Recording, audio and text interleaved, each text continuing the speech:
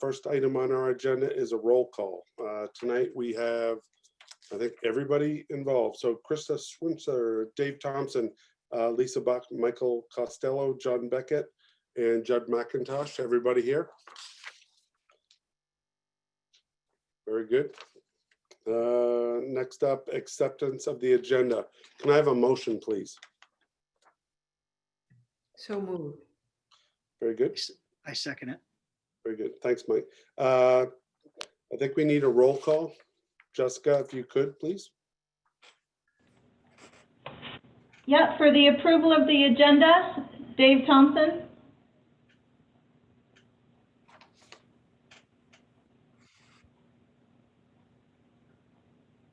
Approval.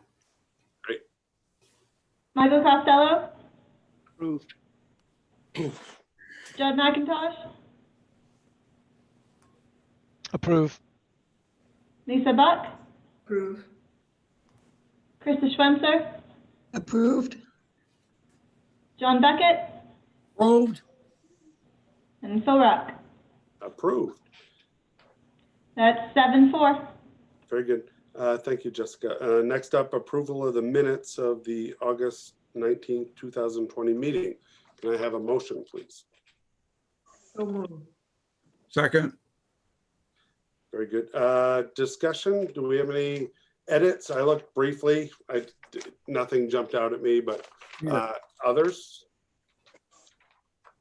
I have a couple of small edits. Let's see here. On page 2, sixth line from the top, the line starts, 3A provides the tow code enforcement officer. There's an N needed there, so it becomes the town code enforcement officer. Yeah, good catch. And then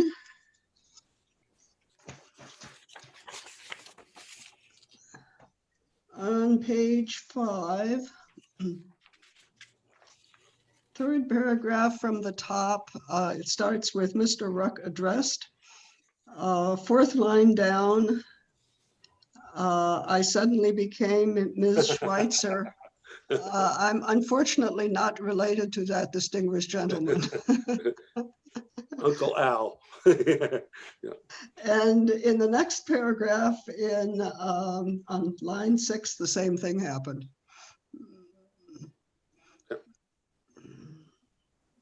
Thank you, Krista. It autocorrects your name. Just that it's very amusing sometimes typing these up. Thank you, Krista. Other comments?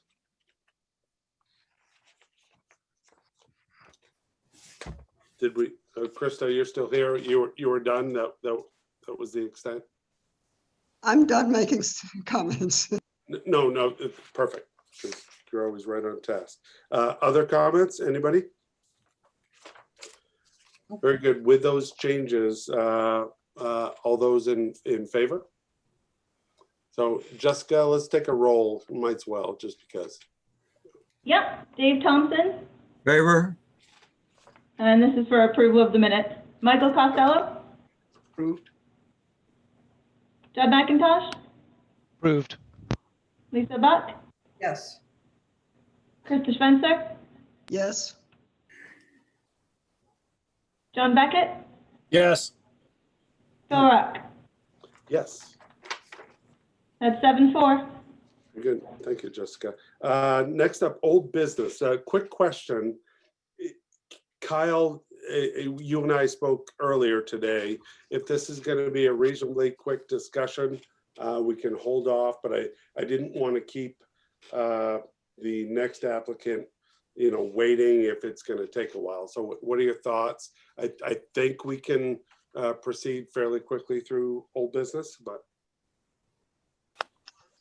I have a yes. couple of points to raise. They're not going to take long, but they will take a couple of minutes. Okay. I mean, I think on my end, it should be fairly quick. I don't have a lot of other discussion than the edits that were put in there. Okay. So I think yeah, even with a good. few other topics, it should be okay. Well, we'll proceed then.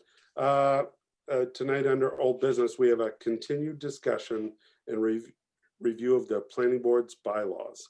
So Kyle, we had very good discussion last meeting, and I know you made a bunch of edits, but could you walk us through the changes and what we talked about? Sure. So the first, big change, or big relative to what we were looking at doing here, was just clarifying some language in section 2 membership and then subsection B, where when there's a permanent vacancy, to a regular board member, the senior associate member will be appointed to that position, and then they have the option to kind of remain in that role. Yeah. And then it's then the associate seat that's filled after that with a new person. Other than that, there was mostly adjusting the language to match the ordinance requirements. So a lot of the edits were done in section 6 of the site plan review section, where it said, talked about notification at least 10 days in advance of a board meeting. Our site plan application gives 4 weeks as the language, 10 days in advance of the meeting. Being noticed of a site plan application wouldn't be enough time for us to review the application and submit the notice for the public hearing. So that was updated for that. In subsection B of the site plan review, it talks about 10 days instead of 7 days as far as getting notice in the paper for the public hearing. Again, that matches our ordinance. And in a few different spots, it changes the language from the applicant dealing with the chairperson to the town planner, as when these bylaws were last looked at, there probably wasn't a town planner involved to be that person in that role. We talked about reducing the time period for the public hearings for some of those different roles of discussion. So I made those edits. But yeah, really beyond that, it was just making sure that the bylaws matched the ordinance language. Very good. Thank you, Kyle. So it sounds like there are comments. Krista, you mentioned you had some, please.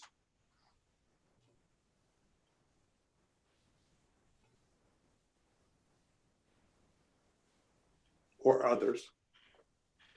I think Krista's talking, but she's muted. Yeah, Krista's muted. I'm sorry. That's all right. Here I am. On page 2, item B, item 4 under B4. It says the chairperson shall designate a member to fill the vice chairperson in for the vice chairperson in the event that the vice chairperson is absent from the meeting. I think when we had that discussion, our intent was to make it possible to have somebody besides the vice chair, if they happen to be absent as well as the chair, to chair a meeting. And the way this reads now, it sounds like with the chairperson shall designate, it almost sounds like every time Judd is absent, Phil has to designate somebody to fill in for him. And so it isn't quite what we intended to do, I don't think. I agree with you. Very good catch Yep. again. Kyle, can we clarify that? Yeah, absolutely. Do we have proposed language? I don't know if we want to address this, or we can obviously trust Kyle's better judgment, but do we have any proposed language, Krista? I don't have any proposed language, no. Okay. Yeah, I think Kyle understands our point. Everybody okay with that? All right, thumbs up. I like that. Okay. Yeah. Okay, and then just following on immediately, the board shall designate a secretary from either its members or a non-member. And we all agreed last time, none of us wants to be the secretary. Correct. And furthermore, I think we agreed that the secretary would be the community development administrative assistant, who's the person who's been doing this for a long, long time, Yeah. Right. Just before Jessica. Just where are we dealing with specifically? 'Cause I followed Okay, you we're with- on, okay, we're on just down from where we were. We're now in item C. Yep. Okay, and the original language stayed, which says that the board shall designate a secretary either from its members or a non-member. And Oh, I'm with you. Yeah. okay, and then what we discussed last time is that the secretary would be the community development administrative assistant, who is, the person in that role has been doing it for a long time. Correct. I just wonder if the counterpoint to that is the current language is pretty flexible. So if things were to change in the future, we don't have to come back to this to revisit it. But because So- technically we're in compliance still, right? Because it's a non-member.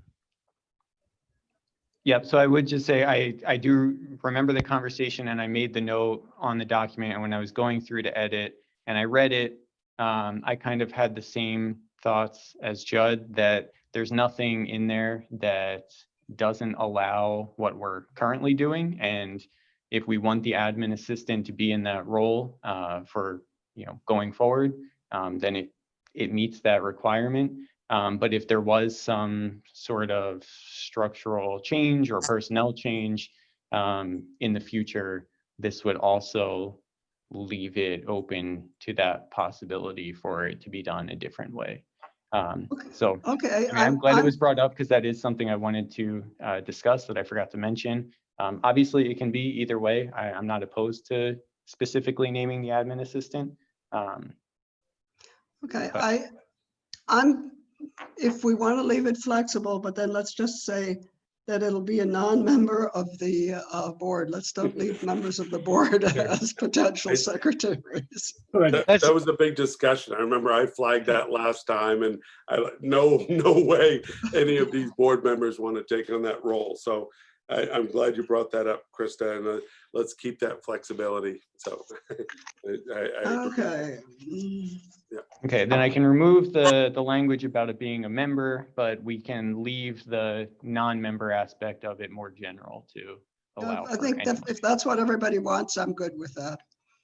We okay with that? I see thumbs. Yeah. Good. Keep it simple. Okay.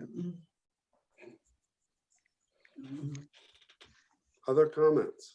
Okay, then I have just one more comment. On page 5, we say that things will be notified in a newspaper of general circulation, and that avoids the issue of naming a newspaper. But I'm afraid that newspapers are going the way of the dodo, and there are lots of people who aren't even getting a newspaper anymore. Yeah. And I know you wanted to make this consistent throughout, and I'm okay with that. But I wonder if we should be thinking about this issue throughout. In other words, not Kyle, this is something that we might look at, because so few people read newspapers these days. I do, but I know lots of people don't. Well, That it's just not a very good way of being the sole method of communication. I agree with you, Krista, because since we last talked, I mean, we haven't met we didn't have a meeting last month, but we received, because I received the Bangor Daily News too, but they told us that the Penobscot Times will no longer be published separately, and that it's going to be incorporated for our region, I guess, into the Bangor Daily News, but they haven't done that in several weeks. So that's a great point, I think, so we don't have to address this again in another year. if we can create flexibility with that, yeah, for public notice, I think that would be, I mean, currently, it makes sense. seems to me like our website is a logical place, and then there are all those social media things, but those might change in 5 So- years. So to add to this, I would just say that the newspaper aspect is state law. That's what I wondered. Yep. So we definitely have to keep that in there, and it matches the ordinance. As far as whether or not we could add in some of those other things that we also do, we post agendas on our website, we post things on Facebook, and we do all of that because, yeah, I think we do recognize on our end that more people are being captured with those than the notice in the paper. I just had a conversation, earlier with the town manager about, looking into, reaching out at a state level, if there is a way to kind of get away from advertising in the newspaper and using other methods. But I think for now, because it's still part of state law, it has to stay in there, but there is possibility, maybe we can add in those other things. Another piece to all this is that before the bylaws are actually adopted by the board, they would have to go through just a quick legal review with the town attorney to make sure everything's consistent with the ordinance. I think one of the things that I could check on is if, could the bylaws reference those other advertisement places that we use, even if the ordinance didn't. So could we put in the bylaws, that we'll post it on the website and any other active town online presence, even if that's not explicitly stated in the ordinance. So I think that's something I could look into for next time. That would be good. Let's meet the minimums, and I wondered whether you were going there because I did recall that, but meet the minimums, but yet allow for additional advertisement or public notice on the the different options in town. That's a good catch. Do we want to add on something that we would have to follow up with, or do we just want to keep meet the minimums, period? Does that make sense? Do we want to add something that someone will say, well, you didn't put it on here and you said you would? Right. Kyle, what do you think?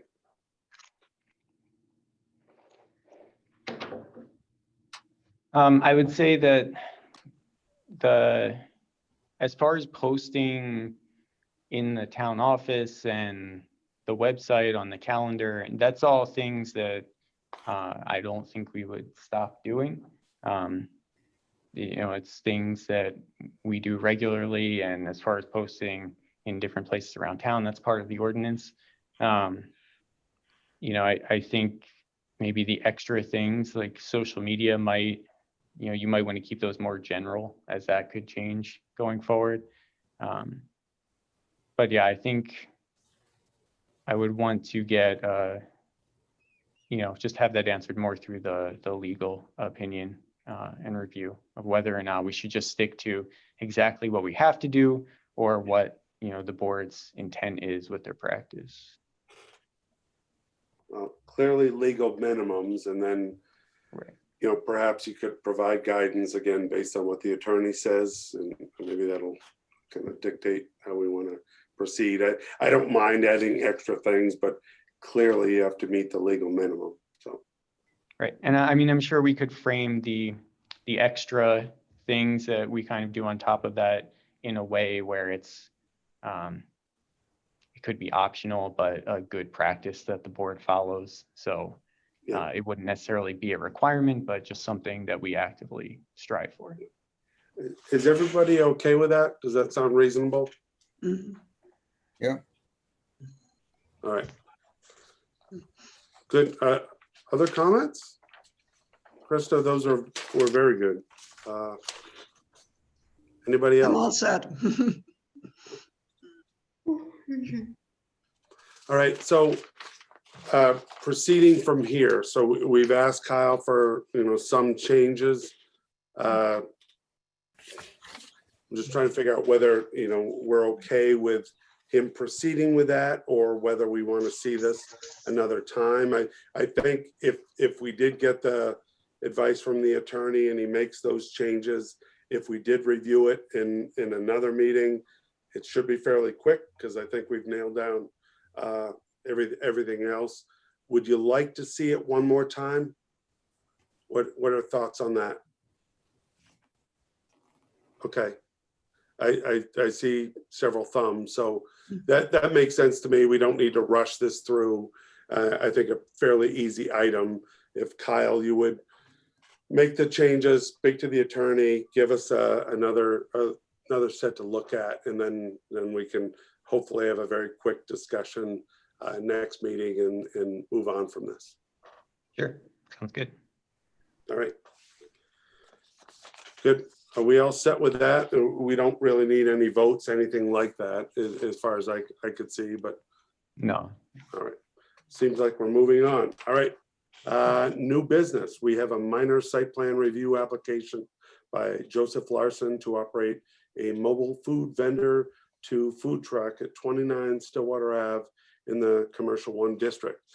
Just a reminder, remember during the early stages of COVID, there were, well, obviously we weren't meeting, and there were a few applications that came before the town that we just could not process. So the discussion between Kyle and Dave was involved from, running that department. We just figured, kind of conditional acceptance, but yet at some point we would revisit these and then, issue the, or, review and perhaps approve the permits. But fairly simple. We've been through, geez, Kyle, was there just the one now? And I think there were 3 originally, but we've moved through 1, correct? There were really just these 2. Okay. So yeah, we did the one, and then this will be the last one of those. So here we are. After the fact, again, I don't think there were any issues from the town's perspective, but to follow process, is the applicant here this evening that can just talk to us for a few minutes about what has already occurred? Yeah, so the applicant's here through phone call, I think. So I have allowed him to talk, so he'll just need to unmute, which may be *6 if he's on a plain phone.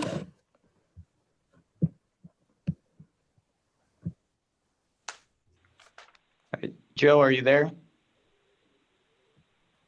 It looks like he's unmuted, so he should be able to speak.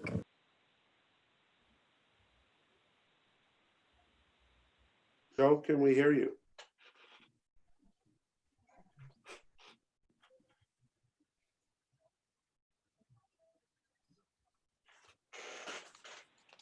Any suggestions?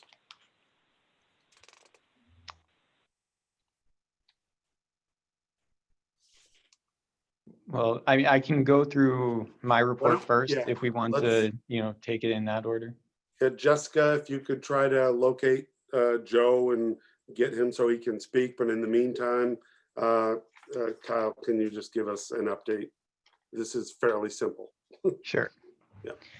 Sure. So like Phil said, this, came to us in March, right before we were kind of starting working from home for, with the pandemic. We passed ordinance language, went through the planning board not too long ago, establishing mobile food vendors as a land use. And that was to include things like food trucks. The applicant here, Joseph Larson, is proposing, but also been operating, since this is after the fact, a food truck at the former Friend and Friend building located at 29 Stillwater Ave. It's located in the Commercial 1 district, so mobile food vendor 2 in this case is an allowable use. The difference, if you recall, between a mobile food vendor 1 and 2 was kind of the duration of operation. So it was designed that, for a food truck or something similar, operating on a very short-term basis, more of an event at a specific location, it would only require a permit.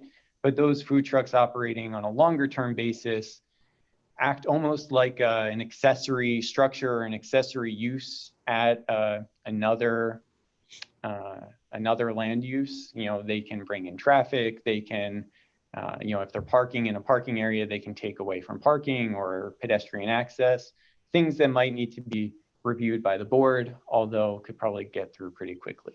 So this, the applicant is mostly operating on the weekends from Friday to Sunday, but it's identified occasionally wanting to operate throughout the week. You know, the hours established that food trucks are allowed to operate in the ordinance are from 7 a.m. to 10 p.m. The applicant hasn't provided a specific hourly schedule, but has identified that they would fall within that range. So because they're operating on that consistent of a basis, this was required to come to the board for site plan review. It meets all of the requirements that a mobile food vendor would have to meet. It's set back far enough from the road because there isn't an existing business in that structure on Stillwater Ave. The whole issue of whether or not it's, you know, operating at the same time the businesses and taking away from the parking doesn't really become an issue. The applicant has permission from the current property owner to operate until that property owner says they can, or, you know, if the property is sold, then obviously a new agreement would have to be obtained by the applicant. As far as signage, in the ordinance, food trucks are allowed to have an A-frame or sandwich board sign, which the applicant identified they would like to have one of those on their sketch. The applicant did kind of indicate some flags at the front of the lot. We had a conversation though after the sketch was submitted that the ordinance would not allow those additional types of signage. And you know, that was fine with not using those for the applicant, and that, you know, was shown as one of the conditions that I recommended with approval. So as far as other things go, the life safety inspector did an inspection of the food truck and didn't find any issues, had no recommendations to pass along. And other than that, it met all other requirements because you're not disturbing any new earth here, new ground. It's parking on an existing area, in an area that was used previously for just kind of display for the former business. So with that being said, I did get a comment from the town admin here that I think the applicant might be ready to speak if we wanted to pass it over Very to good. him. Yeah, if Joe's available. Joe, can you talk to us for a bit?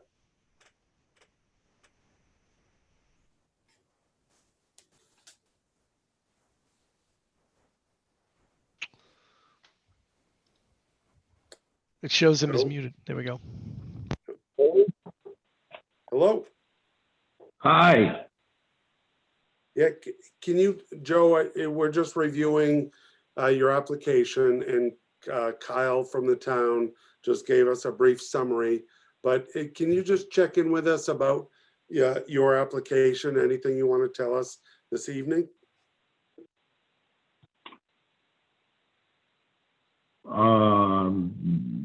Not that I know of. Do you have any questions for me?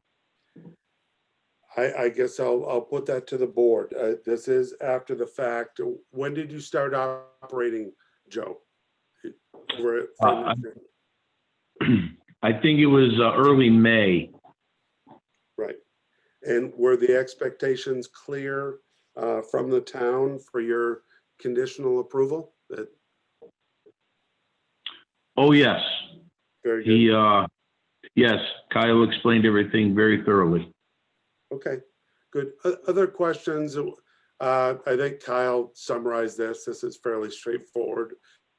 Friend and Friend is shut down, but I did see the food truck in that, you know, the front entrance, the parking lot area. Other questions though from the board. I'm not quite sure what we would ask. I agree with what you said, Phil. It's straightforward. So. Others? All right, so Jessica, this is a public hearing. Are there any comments from anybody that would want to speak up? No, there are no comments from the public at present. All right, so I'm gonna last call from comments from the board. I don't, this is just, just like the situation we wanted. We're trying to open up opportunities. This one is pretty simple, and we gave them approval. They've already been at that location. So, and Kyle, I understand that there are no issues from the town's perspective, correct? Correct. Very good. Last call for public comments. Jessica, nothing? Still nothing. All right, close the public hearing. Final comments? All right, so before us, we have proposed findings of fact for Joseph Larson, the site plan review dated October 21st, 2020. Kyle provided these to the board. Again, these are for discussion purposes, and feel free to comment as necessary. But board, here's what I'm going to do. I'm going to read through everything. I'm going to go through the whole page, and at the end, I'm going to ask you for any comments on all the items, rather than thumbs up, thumbs down for all of the requirements. I think with this application, we can just blow through this, and I'll ask for Jessica to give a roll at the end. Okay with that? All right. Pursuant to Article 6, Section 18-177 of the Orono Code of Ordinances, the Orono Planning Board has considered the application of Joseph Larson for a minor site plan for the operation of a mobile food vendor 2 food truck located at tax map 10-0 lot 20 in the commercial 1 district, and based on all evidence presented by the applicant, reviewing agencies, town departments, and the public, found the following.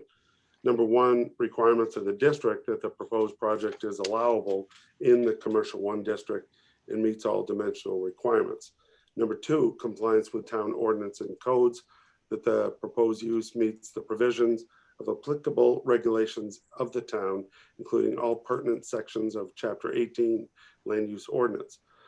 And should the existing structure on the property again be utilized for a new use, then the mobile vendor or food vendor 2 will continue to comply with all standards listed in Section 18-152. Mobile food vendors, including the standard stated as 18-152 Section C3, requiring any mobile food vendor to not decrease available parking on the lot to the point in which primary use cannot meet its minimum parking requirement. Number 3, utilization of the site, that this use takes place on an existing paved area and is within the natural capabilities of the site and is located in a suitable area of the site. Number 4, traffic and pedestrian access, that there is no current use of the site generating traffic other than the mobile food vendor, and the location of the mobile food vendor does not prevent access to the site. 5, storage of materials, that there will be no exposed storage of materials. 6, stormwater management, that no changes to stormwater management are expected as a result of this project. 7, erosion control, that no new construction will take place and erosion control measures will not be needed. 8, water supply and sewage disposal, that there's no change in water or sewer capacity needed. Number 9, utilities, that no change to utilities on the site is required. 10, natural features, that no change to natural features on the site will occur. 11, groundwater and surface water quality protection, that the proposed project does not adversely impact either the quality or quantity of groundwater available to abutting properties or to public water supply systems. Number 12, hazardous, special, and radioactive materials, that the use of the site does not involve the handling, storage, or use of hazardous, special, or radioactive materials. 13, shoreline relationship, that the site is not within the shoreline zone. 14, solid waste management, that no changes to solid waste management are proposed. 15, historic and archaeological resources, that the site is not known to contain historic or archaeological resources. 16, financial capacity, that the applicant has the financial capacity to carry out the use. Lastly, number 17, noise and lighting, that the facility will operate within the noise and lighting standards in town ordinances. Is everybody okay with all of those items, all 17? Can I, actually, let's do, well, we can do thumbs up for this and then we'll have a roll call at the end. So can I see everybody's thumbs? Jessica, you're looking at this too. So I don't see any further comments. I read that into the record. Can I get a motion, please?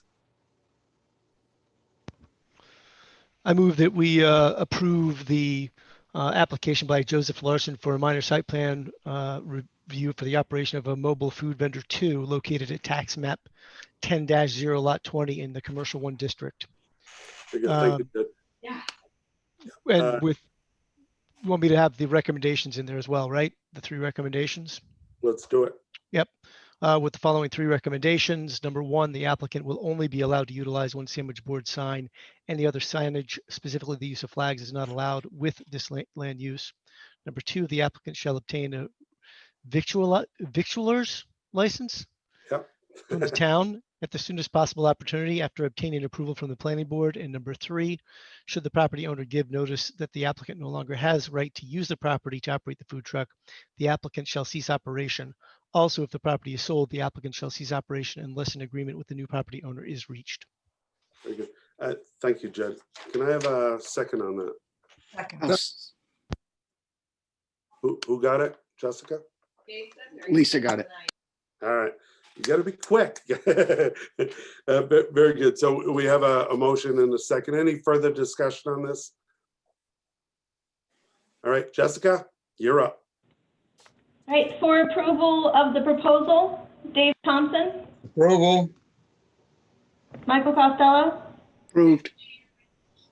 Jed McIntosh, Approved. Lisa Buck, Approved. Krista Schwinzer, Approved. John Beckett, Approved. Phil Rock. Approved. That's 7-4. Very good. All right, other new business. Seeing none. Next up, discussion. Kyle, what do we have on tap? So it looks like in November, there aren't any site plan applications in so far, and they would have to be in by early next week sometime, so we could get the notice out in time. Yeah. So it looks like no site plan reviews for November probably. There is a minor ordinance amendment dealing with a sign exemption for the town that will probably come forward, which means potentially another short meeting, but a short meeting that would be for something important that kind of needs to be addressed and go through the board process. Which kind of leads into the next thing that I wanted to bring up to everyone that I spoke with Phil about earlier. Sometimes we get these meetings that are pretty short and it's not a big review and it's something that triggered site plan approval for some reason and it needs to come before the board and it needs to do it in a timely manner. But it kind of leaves us with a very short meeting and kind of doing all the setup for something that doesn't take too long to look at.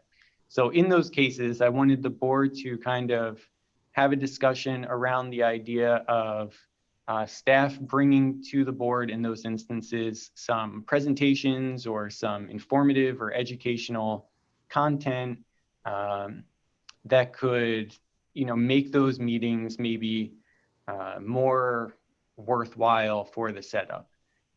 If the board, wanted to just have a quick meeting and be done, that's completely fine.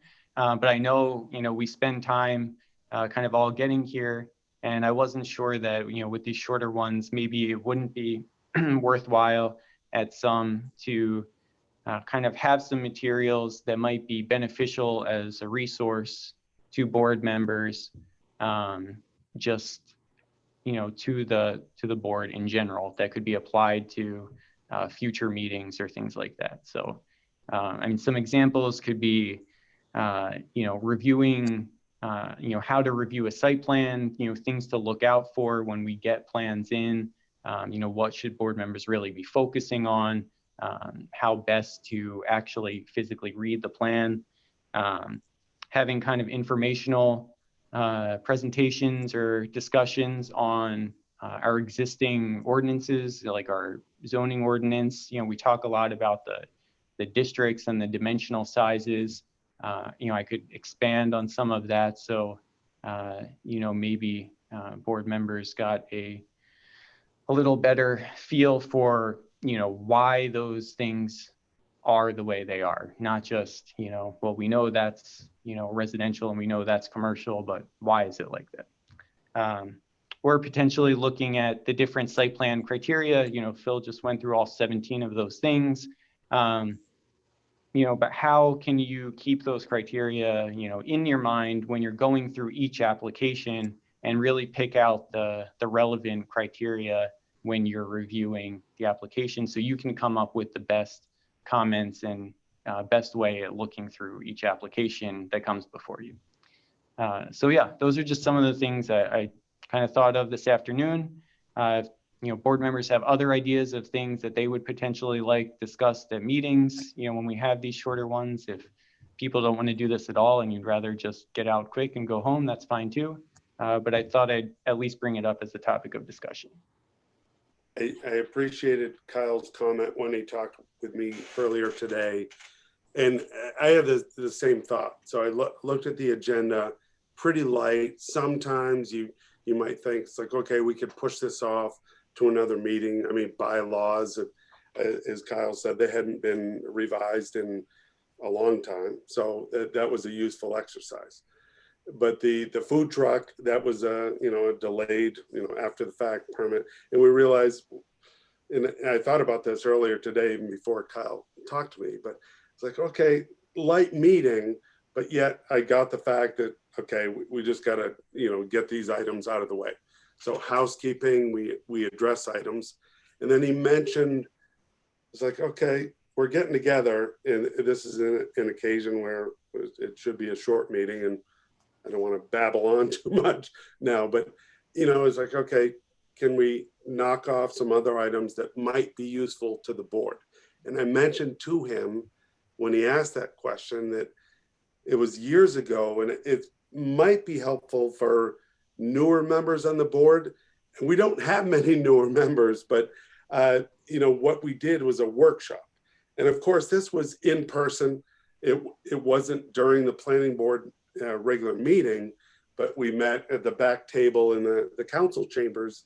And we just talked about reviewing site plans and things that, that might help review of board members for the applications that we see. And, for me, she's been doing this a while. So site plan review is just part of, what I've done. We've had many board members that are pretty well-versed in this. So, Dave, Krista, and I, we've been around for a long time. Judd, been on the board for a long time. Don't know whether that's as useful for some of the folks, but, Lisa, and I think John, I thought I remembered you in one of that earlier workshops when you first came No, I on. don't think so. Okay, I wasn't sure whether you had been through that, but engineering plans, second nature to me, but whether that's a useful service, but that was pre-COVID. I was talking with Kyle and I was just like, well, we got together and we had a site plan. It had a bunch of features on it. We could talk about stormwater management and things you want to look for. And it was easy when you're laying things out on a table. So that's a potential. And I think it's that one, in my mind, lends itself to in-person discussion, looking at something, or a set of plans laid out. I have no idea when that's going to be feasible, given the pandemic, but there's other November topics. Yeah, well, there's other topics that may be of use to the board. And I asked Kyle, well, think of some options. Nothing came to mind, but if we're going to meet, and it doesn't need to be an hour long, but it's like, say we take, 20 minutes, a half hour to discuss issues that would help us, maybe that's worthwhile. So thoughts from you folks, are there any topics, if we've got to meet, if we've got a light agenda and you don't mind the time, are there topics that would be of value to you? So that's our question. So chime in. Or do you want to just like I told Kyle, I was like, well, sometimes a really light meeting is just fine, and we get our work done and move on. But what do you think? John, you're front and center on my screen, so I'm going to ask you, and then we'll go around the horn. I think it would be good to have perhaps a little refresher on how to look at site plans. Wouldn't hurt me. I know it would hurt me. It would help me. Okay. So I don't know whether that can be virtual, which could be.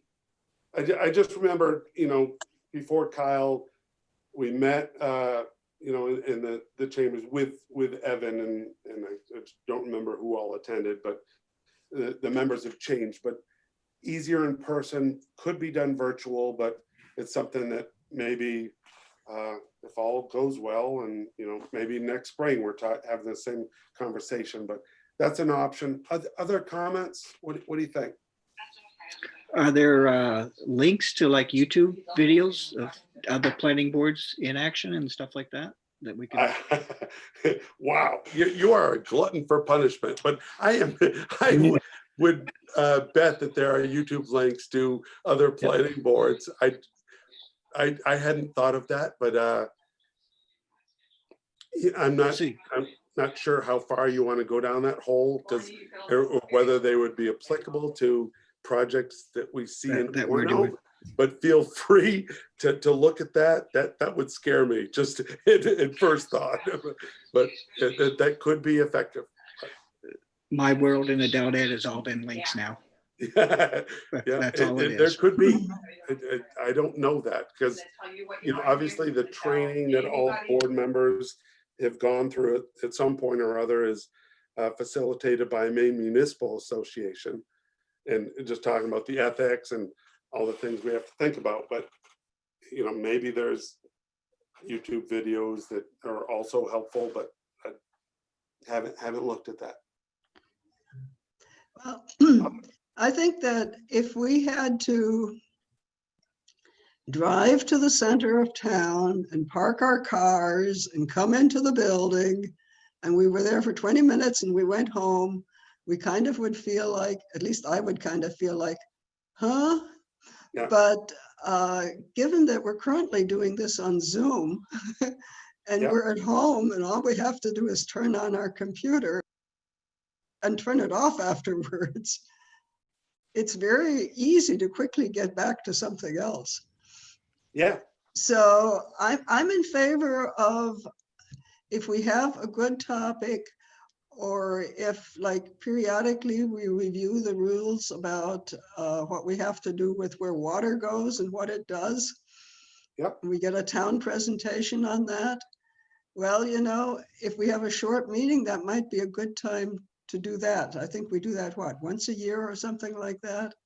Yeah, and if there was something else like that, or if there were some topic that, we've felt was really important for us to do, I'm all in favor, but I'm not in favor of just feeling, my gosh, this is so short, we need to do something else. So one comment, Dave Mylan just texted me. with, something that could be relevant, is looking at court cases and decisions made on topics that could come to the planning board. So, if we know we're looking at a potential ordinance change in an area in the next year, and there's some, important decision made prior to us amending, the ordinance and prior to it coming to the planning board, maybe that's something, that we could look at, as that would kind of prepare us better for the conversation when the ordinance actually came forward. Sounds like a good topic to me. Yeah, no, I agree.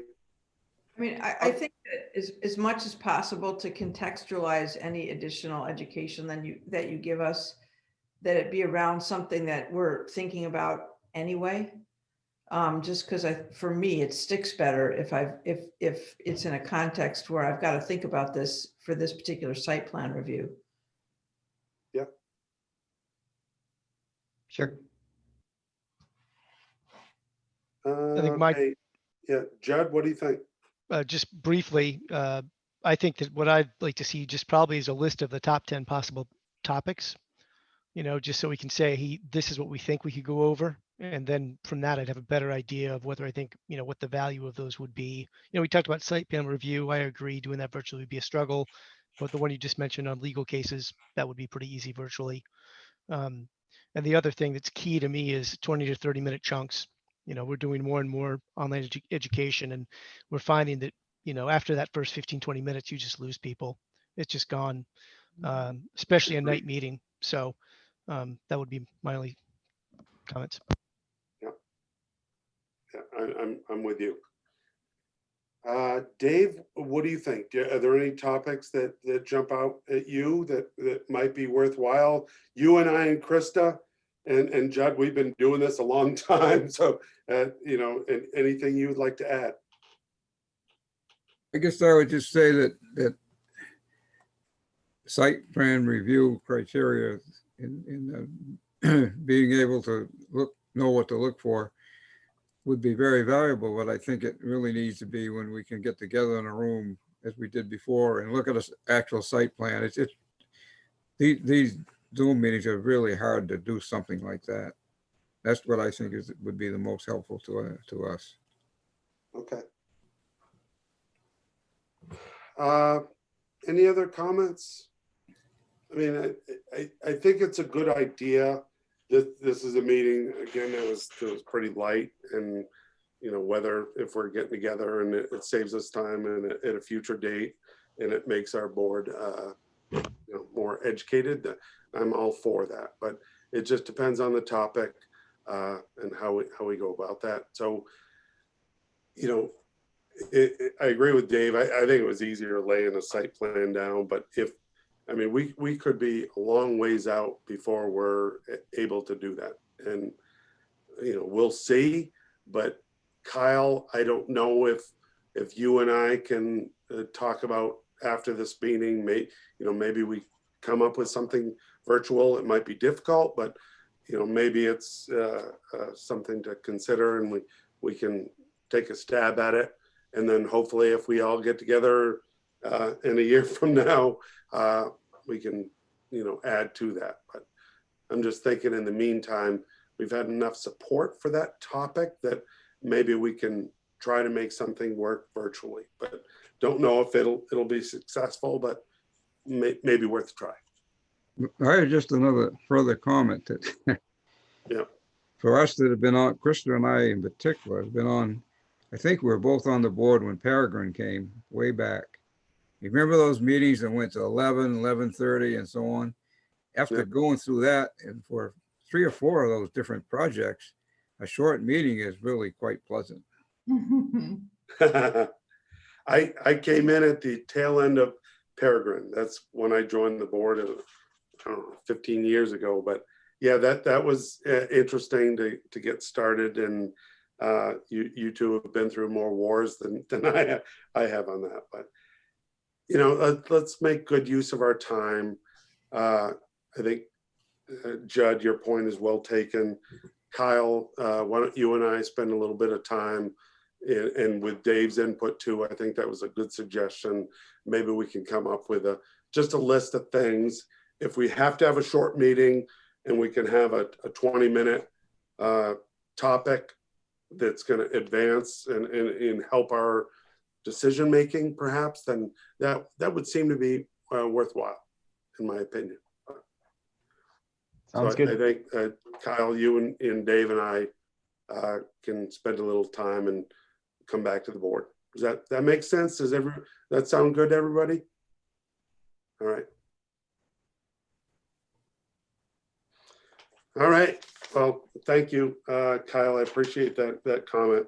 Last up, unless you folks want to chat for another half hour or so, but we could move on to adjournment. So I guess I'll take a motion.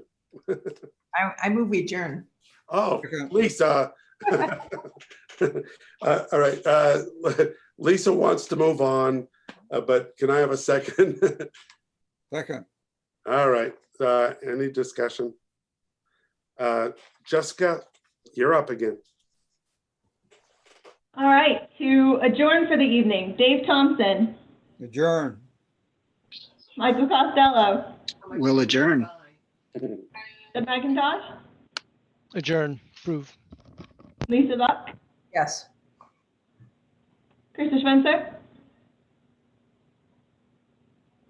Krista. I think you're muted. I don't think I was muted. Okay, yes. John Beckett, Yes. Phil Rock. I wanted to stay another hour, but you all insist, so I'll go along. We'll adjourn. But Thank you, Phil.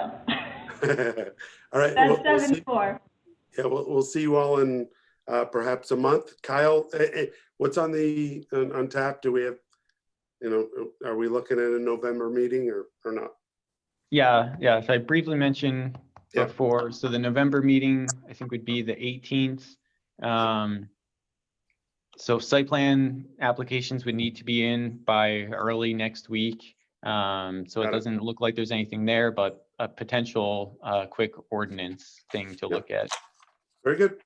All right, we'll talk to you in a month. Bye, Al. Great. Everybody. Thanks, everyone.